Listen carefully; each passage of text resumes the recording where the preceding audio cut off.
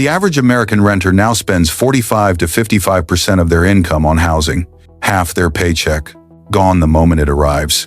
Before groceries, before gas, before medical bills, before anything that makes life feel stable. And here's the part no one wants to say out loud. What if America is quietly becoming a country where owning a home is no longer possible?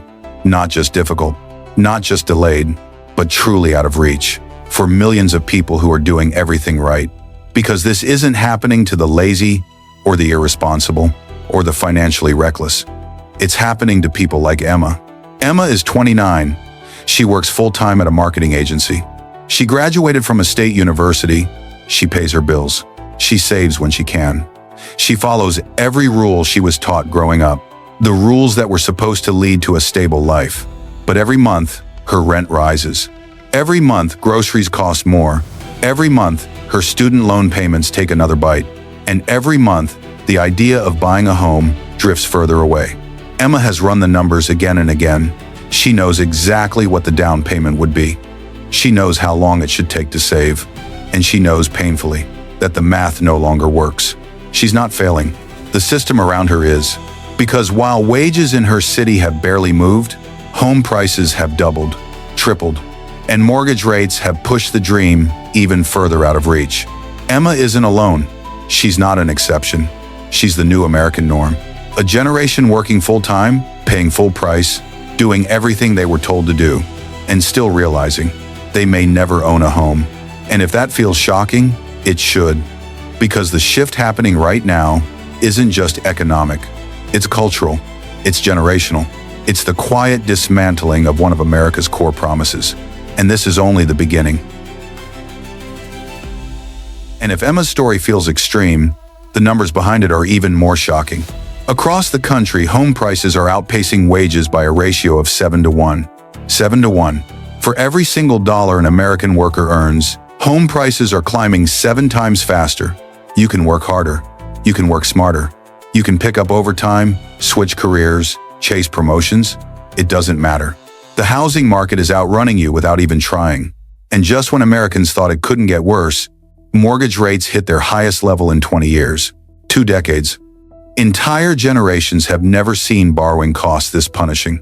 A home that once required a manageable monthly payment now demands a figure that feels like a second rent, except this time, locked in for 30 years.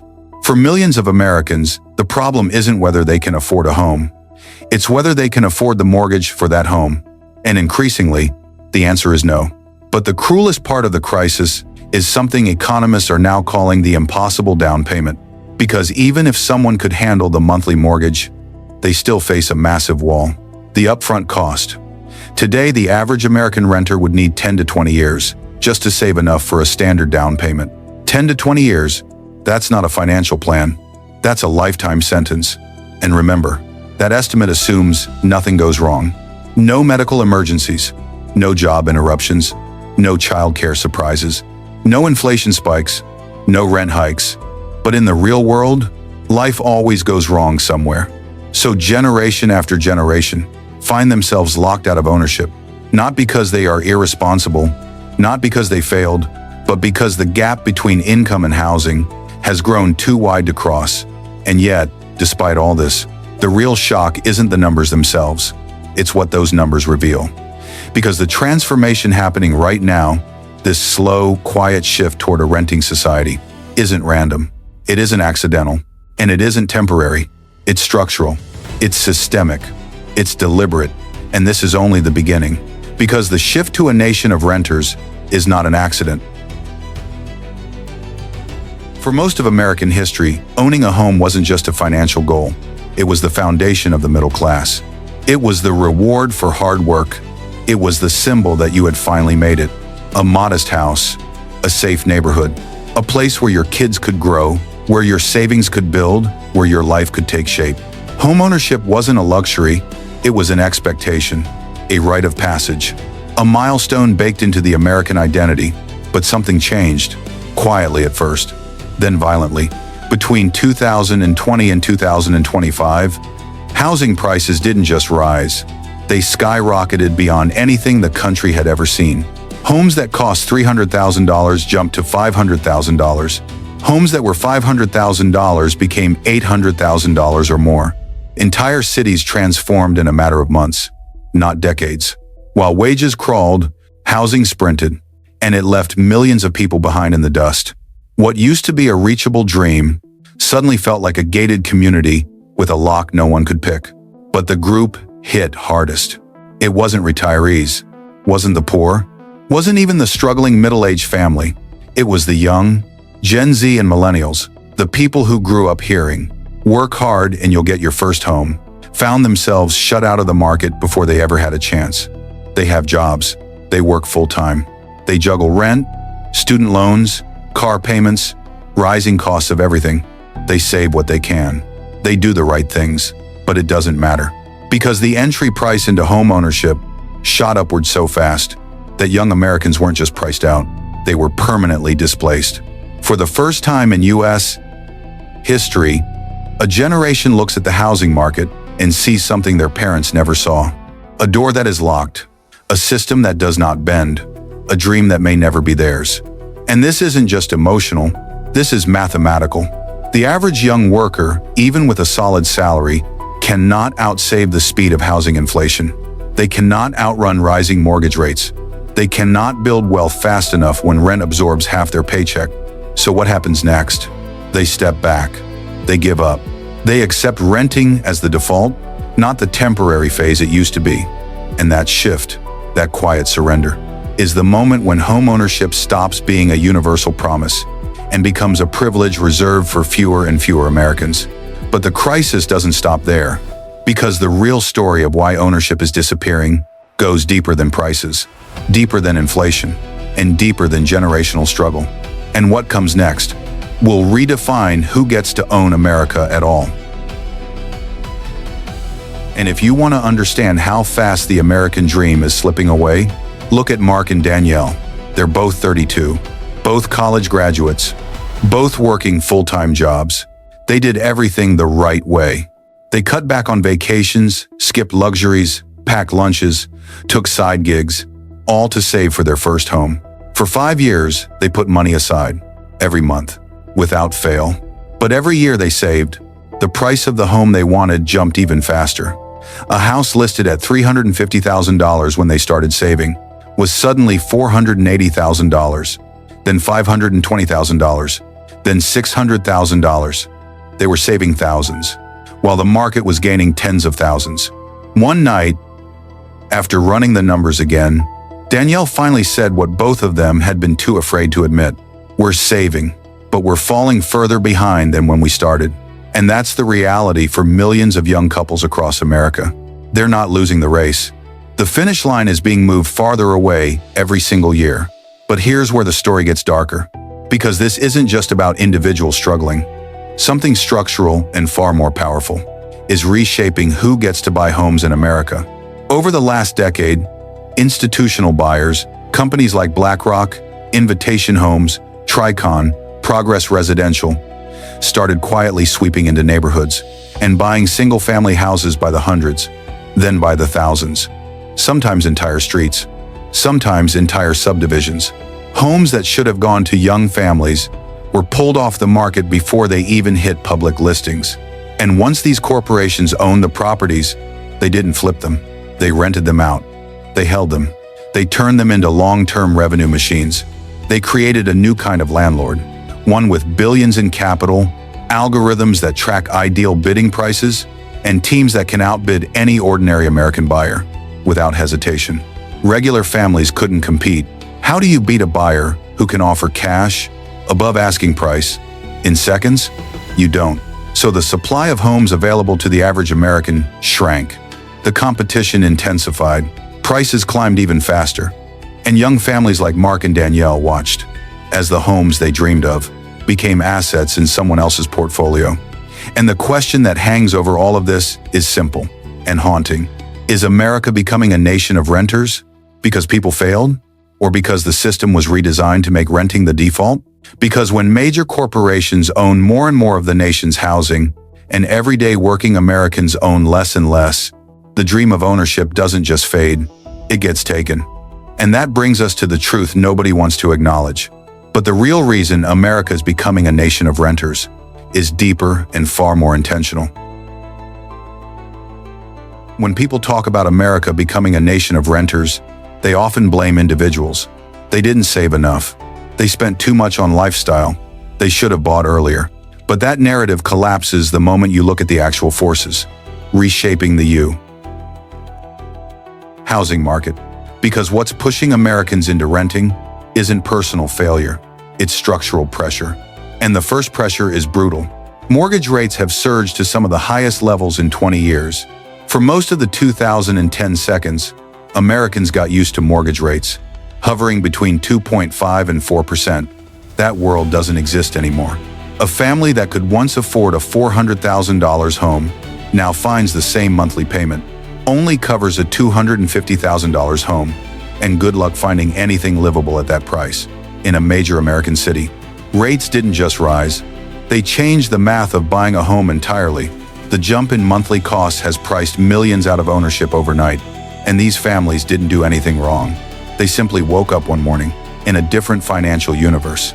But even if mortgage rates somehow came back down tomorrow, the second force pushing America into renting would still be waiting. The U.S. now has the lowest housing supply in nearly 50 years, half a century. America hasn't built enough homes for decades, and the gap has become a chasm. During the 1,970 seconds and 80 seconds, the U.S. built millions of new homes annually. Today, the country is short anywhere from 3 to 7 million units, depending on which economist you ask. And when supply collapses, prices explode. This isn't speculation, it's basic economics. You can't buy a home if the home you need doesn't exist. So Americans compete over a shrinking inventory, bidding against each other, against investors, against institutional buyers, all in a market where scarcity is the default. But the third force is the one almost no one outside urban planning ever talks about. And it's one of the biggest drivers of the crisis: zoning. For decades, zoning laws across the U.S. have restricted how much housing can actually be built. Large areas allow only single-family homes. Density is heavily limited. Multifamily buildings are blocked. Permitting takes years. Developers avoid neighborhoods where resistance is guaranteed. The result? Cities grow, but housing doesn't. Demand rises, but supply stays frozen. People need places to live, but the law prevents those places from being built. America designed a system that makes housing scarce by default. And in a country where scarcity drives price, renting becomes the only option left for millions. These three forces, soaring mortgage rates, historic housing shortages, and restrictive zoning, aren't random. They're the structural pillars, quietly pushing the nation out of homeownership and into long-term renting. But as powerful as these forces are, they're not the full story, because there is one more shift, massive, calculated, and deeply consequential, that determines who owns America's homes and who never will. And even if America somehow fixed mortgage rates and magically unlocked more land to build on, there's another barrier, one that hits every construction site, every contractor, every new project. Building a home has become shockingly expensive. The cost of lumber, steel, concrete, insulation, all of it has soared.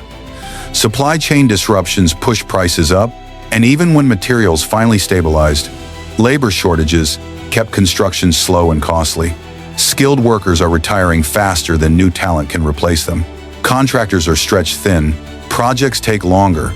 Every delay increases cost. Every cost increase pushes final prices higher. So even when a developer wants to build more homes, the math often kills the project before it even begins. It's not that America can't build housing, it's that America can't build it affordably, or quickly, or at the scale the country desperately needs. And nowhere is this failure more obvious than in the permitting process, the bureaucratic maze that controls whether new homes ever get built. Take one American city, and this isn't a rare example. A developer submits a proposal for a new housing project, not a skyscraper, not a massive commercial complex, just a standard multifamily building, designed to provide homes where homes are badly needed. They expect approval in a year or two. Instead, the project drags on for 7 to 10 years. 7 to 10 years. Years of zoning hearings, environmental reviews, neighborhood opposition, design revisions, more hearings, more reviews, more paperwork. By the time the project finally gets approved, if it gets approved at all, the original budget is obsolete, the timeline is destroyed, and the final construction cost is so high that the only way to make the project viable is to raise rents. This is the story of housing in America. Slow, expensive, bureaucratic, and structurally designed to deliver too little, too late, at prices nobody can afford. And that's why renting has become the default. Not because Americans prefer it, not because they're irresponsible, not because they don't want homes, but because the system makes ownership harder, slower, and more expensive every single year.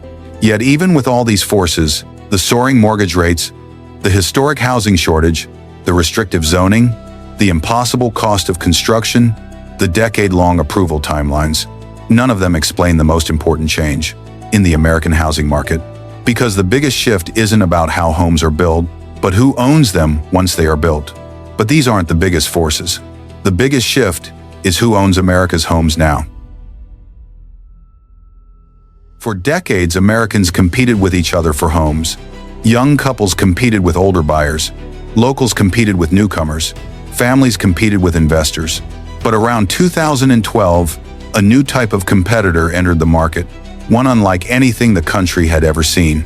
Institutional investors, not small landlords, not family-owned property companies, but giant financial engines with billions of dollars behind them. And they didn't buy one home at a time. They bought entire blocks, entire neighborhoods, entire developments, often before a single family even had the chance to make an offer. Funds like BlackRock, Invitation Homes, Tricon Residential, Progress Residential began sweeping across the country, buying single-family homes at a scale no ordinary buyer could match. Cash offers, above asking, fast closings, algorithms setting the perfect bid. A young couple saving for years could not compete with a corporation that could wire the money in minutes. And as these companies bought more homes, prices shifted, not gradually, not naturally, but aggressively. Every home taken off the market by an institutional investor meant one fewer opportunity for a family to buy. And as the supply shrank, the competition intensified, and the prices surged even higher. This wasn't an accident, it was a strategy. But the story doesn't end with expensive homes, because these companies aren't flipping houses, they're holding them. Today, corporate landlords own tens of thousands of homes in states like Arizona, Texas, and Georgia. Entire suburbs are now controlled by a handful of investment giants whose priority isn't community, it's yield. And when corporations control the housing supply, they control something else, rent. Because unlike individual landlords, corporate landlords raise prices with coordination, with data, and with intent. They track regional demand. They monitor moving patterns. They use software that predicts the exact rent increase a market can bear without pushing tenants to leave. This isn't guesswork, it's optimization, a system designed to increase rent with mathematical precision. So year after year, Americans living in corporate-owned rentals face predictable, reliable, relentless increases. The kind that don't feel like the cost of living, they feel like the cost of captivity. And the most disturbing part? A growing share of homes never even enter the traditional market. They go straight from the developer to the corporate owner, bypassing American families entirely. You can't buy a home. You're never allowed to bid on. And that's why so many people, even with good jobs, good credit, and years of savings, can't find anything to buy because they're not competing against other families anymore. They're competing against billion-dollar portfolios. This is the new housing landscape, a market where the average American doesn't just fight high prices. They fight ownership structures, designed to keep them renting forever. But as powerful as these corporate forces are, something even more dangerous happens next. Something that doesn't just change prices, but changes the entire economic destiny of the American middle class. If you want to understand how deeply this transformation has penetrated American life, look at what happened in a quiet suburban neighborhood outside Phoenix. For decades, it was the kind of place families dreamed of. Tree-lined streets, modest homes with backyards, kids riding bikes after school, young couples buying their first starter homes. A classic American suburb. But over the span of just 2 years, everything changed. House after house was purchased. Not by families, not by retirees, not by new residents moving to Arizona, but by a single corporation. At first, neighbors didn't notice. One sale here, another sale there. Then entire cul-de-sacs were bought up. Then another street, then another. Soon, only a few homeowners remained. Everyone else? Renters. Paying rent to the same company, following the same rules, receiving the same automated rent increase notices every year. The neighborhood had transformed into something entirely new. A corporate rental zone. A place where the houses looked the same, but the ownership had quietly shifted from families building wealth to corporations collecting it. A place where no kid could say, "We own this home," where no parent could say, "This is ours to pass on someday." And the most unsettling part? This isn't an isolated story. This is a blueprint. By 2030, analysts project that 25 to 40% of all single-family rental homes in some regions of the U.S. will be owned not by local landlords, but by corporations. That means in entire zip codes, entire counties, entire metropolitan areas, the average American household may never even get the chance to own a home. Because ownership is no longer a contest between people. It's a contest between people and institutions with unlimited capital. A contest that was never fair to begin with. And as these corporations expand their portfolios, the consequences extend far beyond rent prices. When a company controls your housing, it controls your stability, your mobility, your savings, your family's future, your ability to build wealth at all. Which leads to the most dangerous shift of all, the one just beginning to unfold. And once corporations control the homes, something far more dangerous begins. The hardest part about renting in America today isn't just that it's expensive. It's that it's getting more expensive, faster than anyone can keep up. For the last decade, rent has increased, far faster than wages, and the gap keeps widening every year. While wages creep up slowly, rent jumps in sudden, brutal leaps. $50 this year, $150 the next, sometimes $300 overnight, with nothing more than a short email that ends with, "Thank you for your understanding." For millions of Americans, the largest expense in their life is not only unavoidable, it's unpredictable. And when rent consumes half of your paycheck, you're not just paying more, you're losing your future. Because renting isn't just a cost, it's a trap. Renters aren't saving for vacations. They're not saving for luxuries. They're trying desperately to save for a down payment. But how do you save? When every rent increase wipes out the money you worked all month to put aside? Every year, the dream of homeownership drifts further away. Every year, renters fall behind the rising tide. Not because they aren't disciplined, not because they don't earn enough, but because the system is designed to extract every extra dollar before it can turn into wealth. And even if renters somehow manage to save a little, the rest of American life takes it away. Food prices climb relentlessly. Utilities surge. Car insurance hits record highs. Gas spikes. Health insurance becomes unaffordable. Childcare devours more per month than some families rent. Every cost in American life eats into the same pool of money, the money renters need to escape. So month after month, they tighten the budget. They cut out small joys. They postpone important purchases. They sacrifice to save, only to watch each small gain get swallowed by another bill, another increase, another unexpected expense. In a country where stability costs more every year. And over time, something devastating happens. Renters stop trying, not because they don't want a home, but because they no longer believe that saving will lead anywhere at all. This is the rent trap, a cycle that pulls people in, tightens year by year, and makes escape nearly impossible. But the real danger isn't just economic, it's psychological. Because once Americans begin to believe that owning a home is no longer possible, the foundation of the middle class begins to crack. And what happens next doesn't just change finances, it changes the identity of the nation. And if the rent trap feels abstract, look at what it does to a real family. Take the Thompsons, a family of 4, 2 working parents, 2 kids in school. No luxuries, no extravagance. Just a regular American family trying to stay afloat. 3 years ago, they were living in a modest 2-bedroom apartment. It wasn't perfect, but it was affordable. Until the rent increased by $250 in a single renewal. They couldn't absorb it, so they moved. The second apartment was smaller, farther from work and in a rougher neighborhood, but it fit the budget for 1 year. Then came another increase, another notice, another decision they didn't want to make, so they moved again. This time into a cramped unit with thinner walls, an older building, and a longer commute. The kids had to switch schools. The parents had to juggle new routes, new routines, new stress. They tried to hold on, tried to make it work, tried to believe that stability was possible if they could just get through another year. But then another rent hike arrived, $180 this time. Not because the apartment improved, not because the service changed, not because their income grew, just because the market said the owner could charge more.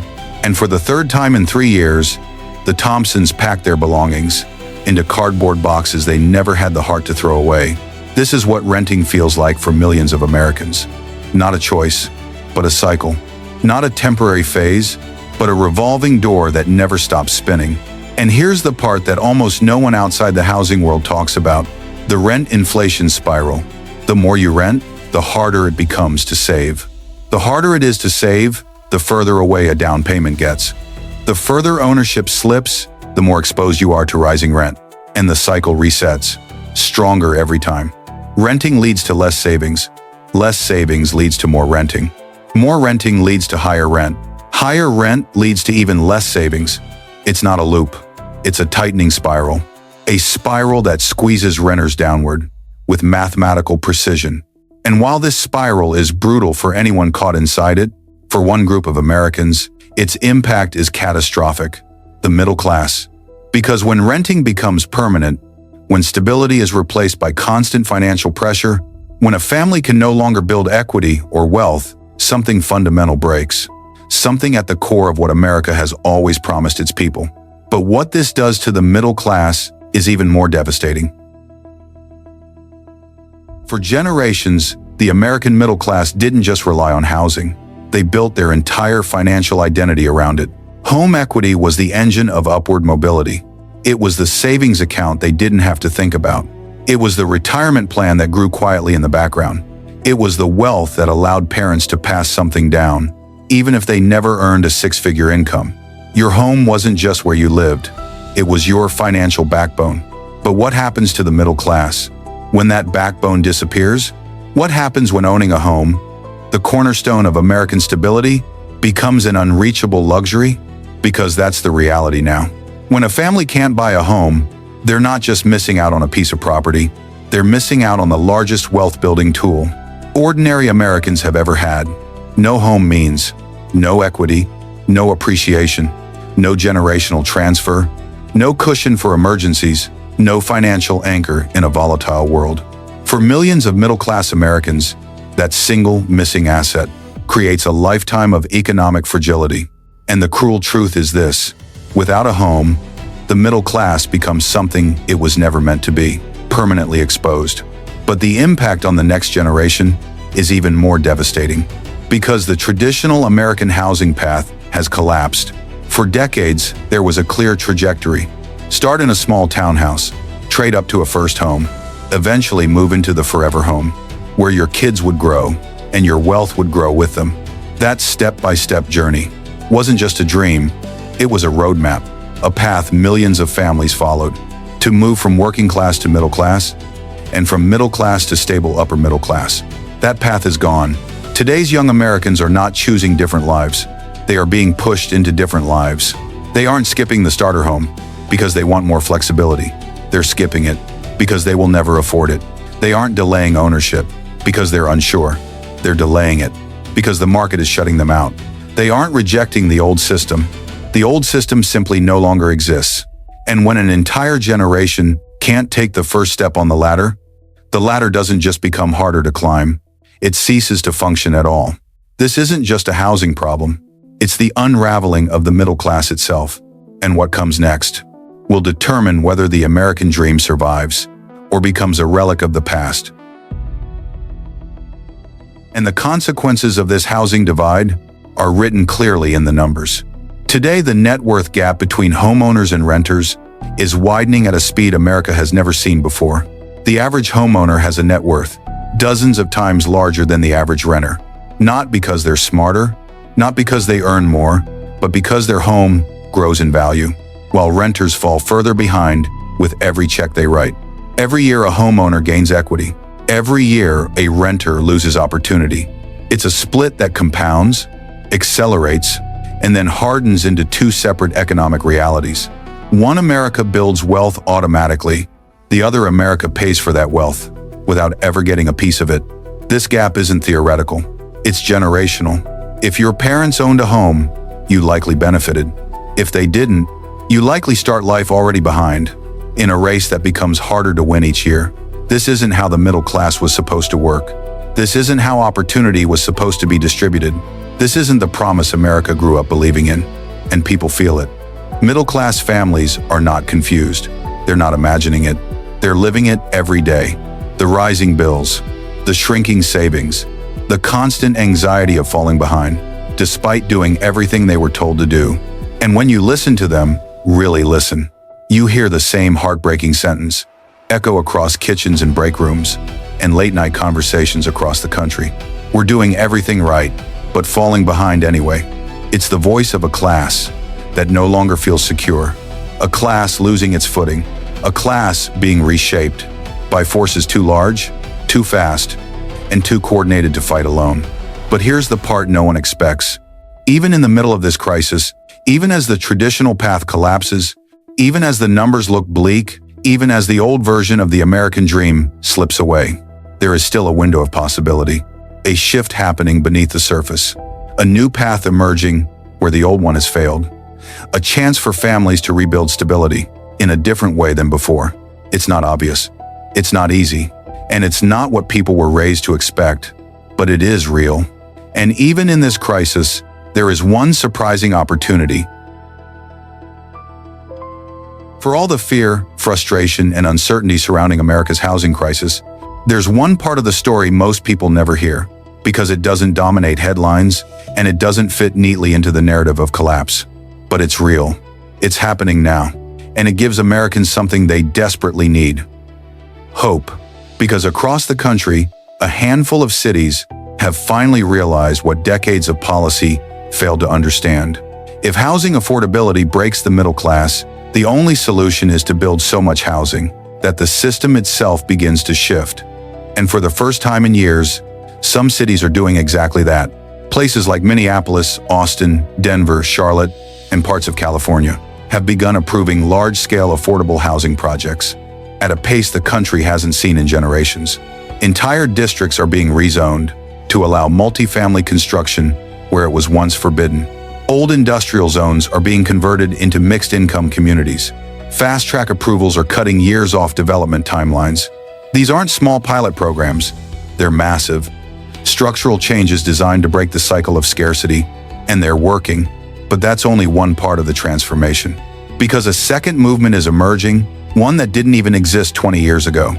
Build-to-rent communities, entire neighborhoods, designed from the ground up, not for homeowners, but for long-term renters seeking stability, predictability, and a better quality of life than traditional apartment living. These communities offer backyards, garages, shared amenities, green spaces, and family-friendly layouts, without requiring a down payment or a 30-year mortgage. For millions of Americans who feel locked out of ownership, this model offers something they've been missing for years: a home that doesn't feel temporary.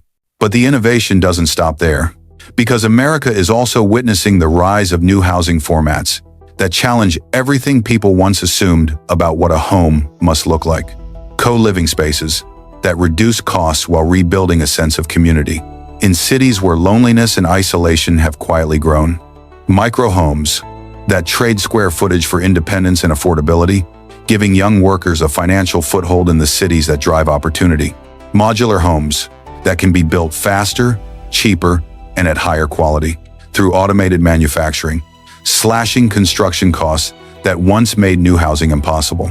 These models break the old constraints and open pathways that simply didn't exist a decade ago. And for the first time in a long time, America isn't just reacting to a housing crisis. It's actively experimenting with solutions that could redefine what stable living looks like. The shape of the American home is changing, maybe forever.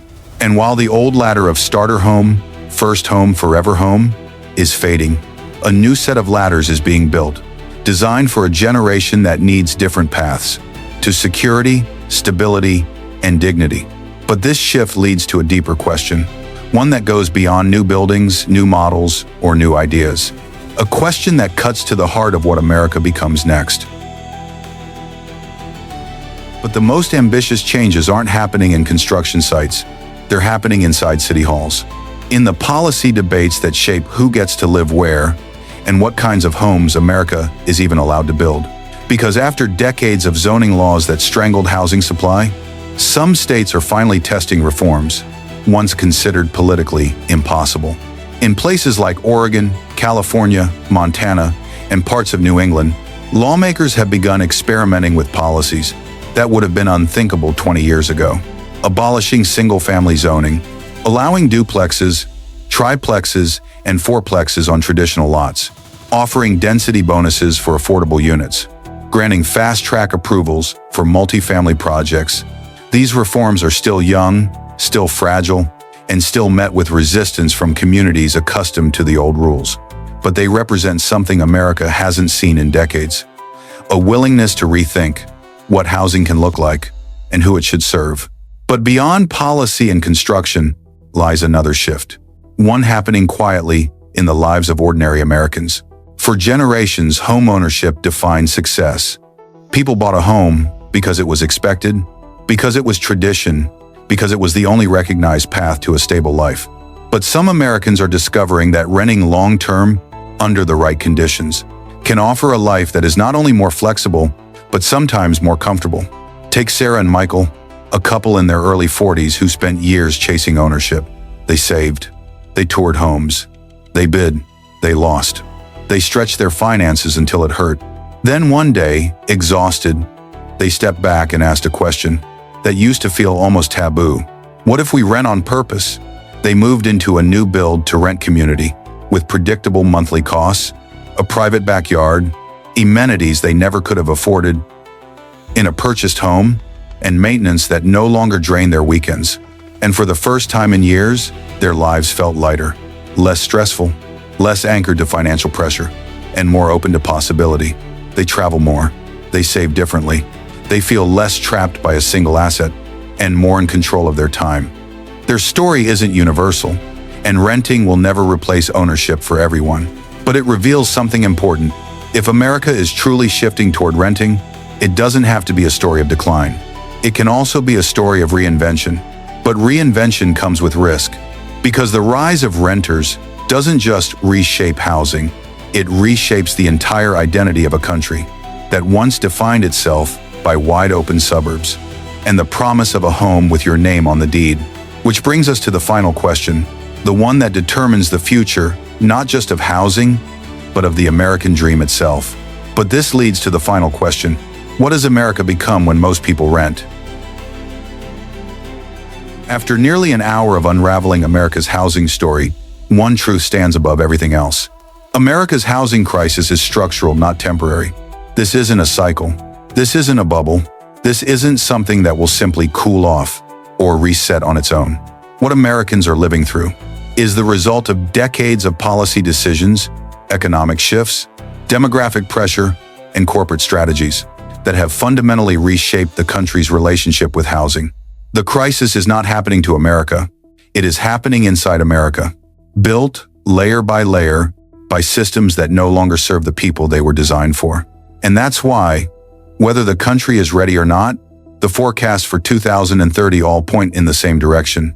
The United States is becoming a nation of renters, not because Americans stopped dreaming of homeownership, not because young people lack discipline, not because families failed to save, but because the pillars that once supported ownership have been knocked out from underneath them. Homeownership rates continue to fall, especially among younger Americans. who should be entering the market right now, but can't break in. Corporate ownership continues to rise, turning more single-family homes into permanent rental stock, owned and controlled by institutions, rather than people. And housing prices have climbed so far beyond wages, so brutally out of sync with reality, that even middle-class Americans can no longer stretch hard enough to close the gap. By 2030, renting won't be a temporary phase, or a stepping stone, or a fallback. It will be the default, a structural feature of American life. And that means something far deeper is happening. Something cultural, psychological, and generational. Because if homeownership has always been the heart of the American dream, what happens when millions of Americans can no longer reach it? The truth is this: the American dream is not disappearing, but it is transforming. For most of the 20th century, the dream was built on owning a home, building equity, and passing wealth down through generations. But for the 21st century, the foundation is shifting. The new dream is becoming something different. Something defined not by ownership, but by security. Not by a deed, but by stability. Not by a mortgage, but by affordable, predictable housing that doesn't consume half a paycheck or require a lifetime of financial contortion. The old dream said, buy a home and stability will follow. The new dream says, find stability first in whatever form it takes. For some, that might be long-term renting. For others, co-living. For others, modular homes or build-to-rent neighborhoods. For others still, ownership will remain possible, but with different rules, different timelines, and different expectations than before. The American dream isn't dead. It's evolving. And the question now is not whether Americans will own something, but whether America will build a future. America, where people can live with dignity, security, and a real chance to build a life, no matter what form their housing takes. And when you step back from all the numbers, the policies, the bidding wars, the corporate portfolios, and the stories of families being pushed from place to place, a clearer picture finally emerges. One that reveals the truth at the center of this crisis. The United States isn't failing because people stopped working hard. It's failing because housing stopped working for the people. Americans kept their end of the deal. They worked, they saved, they tried, they planned. They followed the roadmap that generations before them used to climb into the middle class. But the system they were relying on changed underneath their feet. Housing stopped functioning as a ladder and became a wall. A wall too steep to climb, too wide to bypass, too entrenched to break alone. And if America wants a middle class in the future, that wall must come down. Not with slogans, not with wishful thinking, but with real decisions, real policy, real courage, and a real willingness to rebuild the housing system so it serves the people who keep the country running every single day. Because here is the final, uncomfortable truth. The future of America may not be owned. It may be rented. And that future can feel frightening. If renting means instability, unpredictability, and a lifetime of watching wealth accumulate somewhere else. But it doesn't have to be that way. A nation of renters does not have to be a nation without security, or dignity, or opportunity. The question now is not whether America will change. It already has. The question is whether Americans will shape the future of renting, or be shaped by it. And the answer to that question will define the next generation of the American dream.